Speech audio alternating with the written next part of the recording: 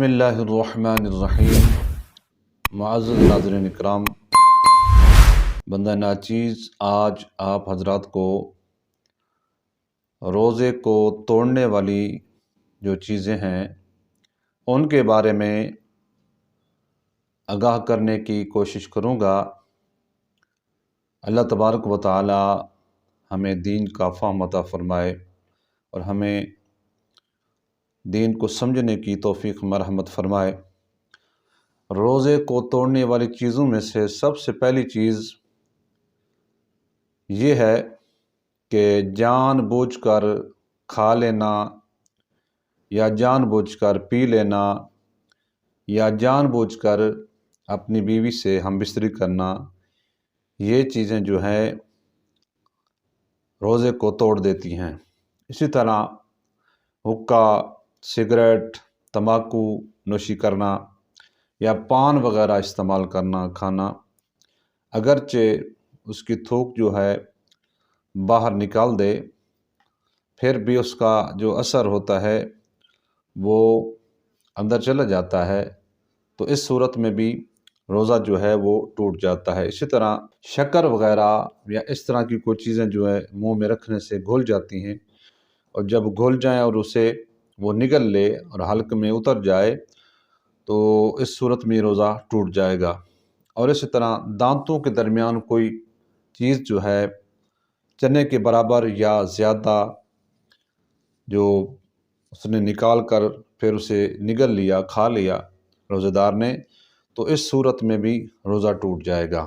اور اسی طرح اگر دانتوں سے خون نکلا اور حلق میں اتر گیا، خون تھوک سے زیادہ تھا یا کم یا برابر تھا، تو اس کا اثر حلق میں محسوس کیا روزہ دار نے، تو پھر بھی روزہ جو ہے وہ فاسد ہو جائے گا، روزہ ٹوٹ جائے گا۔ اور اسی طرح مبالغے کے ساتھ استنجا کرنے سے بھی روزہ ٹوٹ جاتا ہے۔ اسی طرح دماغ یا شکم کی جھلی تک زخم ہے، اگر روزہ دار کے دماغ یا شکم یعنی پیٹ کی جھلی میں زخم ہے، اس میں دوائی ڈالی، اگر دماغ یا شکم تک وہ دوائی پہنچ گئی تو اس سے روزہ ٹوٹ جائے گا، خواہ وہ دوائی جو ہے تر تھی یا خشک تھی، تو اس صورت میں بھی روزہ ٹوٹ جائے گا۔ اسی طرح کان میں تیل ڈالا یا کوئی دوا وغیرہ یعنی کہ ڈراپ وغیرہ اس نے ڈالا، تو اس سے بھی روزہ جو ہے وہ فاسد ہو جائے گا، روزہ فاسد ہو جائے گا۔ اور اسی طرح اپنی عورت کا بوسہ لیا یا اسے چھوا،